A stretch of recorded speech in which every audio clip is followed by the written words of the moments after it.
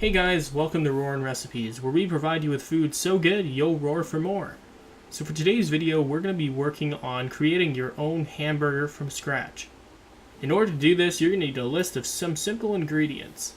So the ingredients I'm using today is obviously your ground beef, salt, pepper, eggs, breadcrumbs, and a little garlic and red pepper season. The first thing you're going to want to do is just place down your standard bowl for mixing. Next, you are going to add 1 teaspoon of salt. Then add 1 teaspoon of your seasoning. Then put 1 teaspoon worth of pepper. Now for me, I was almost out of peppers, so I just grinded enough until I felt it was about equivalent to a teaspoon. Next, you're just going to want to crack 1 egg into the bowl. Once those are all inside the bowl, your next step will be to simply mix them all together. Make sure you mix them really well, to the point where they are almost combined with each other. So now you should have a pretty good mixture in the bowl. So now we can just move that aside and get right on to the beef. The first thing you're going to want to do with your beef is simply open that bad boy up. And sorry, my arm is in the camera because I'm apparently not able to cut properly. Once you've made a few incisions, just go ahead and open her right up.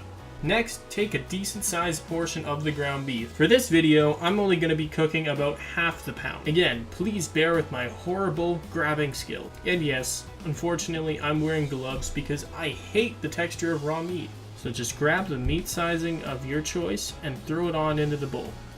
Now you've got your ground beef in the bowl, what you're going to do next is spread on all of your breadcrumbs. Next, if you're a wimp like me, use your gloves and mix her right in. But if you're not like me and you're not afraid to touch raw meat, go ahead and do it with your bare hands. Now you just need to mix it until the breadcrumbs and the beef have kinda combined with each other. Once it's mixed in properly, you should be all good to go. Now once you're all finished mixing, this should be what your finished product looks like. Now it's time to grab a plate and start shaping your patties. Now for me, I'm going away from the traditional disc-shaped patties. I kind of just wanted to put it into my own kind of shape, whatever was easiest.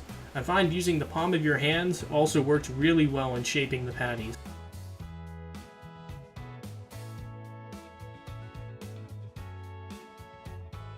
Once you've got all your patties done, it's time to move on to the stove. Now, I'm going to be cooking again with a cast iron pan. Next, you're going to set your burner to medium-high. So I will be using 7. Time to spread your oil all over the pan. Again, like last time, I will be cooking with canola oil. Make sure to mix that oil around so it covers the entire pan. Now, when you're ready, throw your first patty on the pan and let it cook for about 4 minutes on each side. When it looks ready to you, which I find is when there will be a bunch of blood bubbles on top, give her a nice flip. I used a fork and a spatula just to make sure no oil splashed up on my face when I flipped them. Uh-oh, this one looks a little well done, but no worries. Once you feel like your first patty is done, go ahead and take it off of your pan.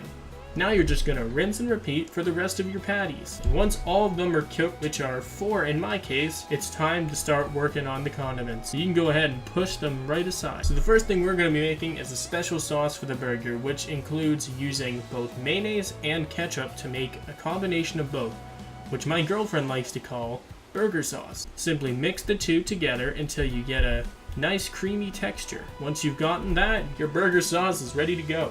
Now, onto the toppings. First, grab a cutting board. You don't want to hurt yourself. My first topping is going to be some lettuce, so we're going to break off a couple pieces of it, which in my case will be 3. Next, you're just going to break the lettuce into smaller pieces. Once your lettuce is done, it's time to return to the burner and start toasting your buns. So I decided to cook the buns for about 1 minute each pair. Now it's time to start topping your burger. So first you're going to start with the homemade burger sauce. Next, throw your patty right on the bun. Now add your cheese. So in my case, I'm just going to be using a standard shredded cheese because I find it melts better and overall creates a better tasting burger. My opinion though, use whatever cheese you feel. Once that's done, start adding your lettuce. And then to top it off, put the bun on top. And now this should be your finished product. So now I'm going to go ahead and stick a toothpick on my burger to make sure it all stays in place. Now rinse and repeat with the other burgers. Once all the burgers are finished and on the plate, you are now officially good to go. After cutting the burger in half, this is what your finished product should look like. A nice well done burger. Now that's the way I eat it, but I've heard medium rare is also a good way to try them as well. Thank you guys so much for tuning in to this edition of Roarin Recipes. If you have any suggestions to what you'd like to see next, feel free to flood the comments with suggestions and ideas for our next video. Again, this is Roarin Recipes. With food so good, you'll roar for more. Thanks for tuning in, guys, and I'll see you all next time.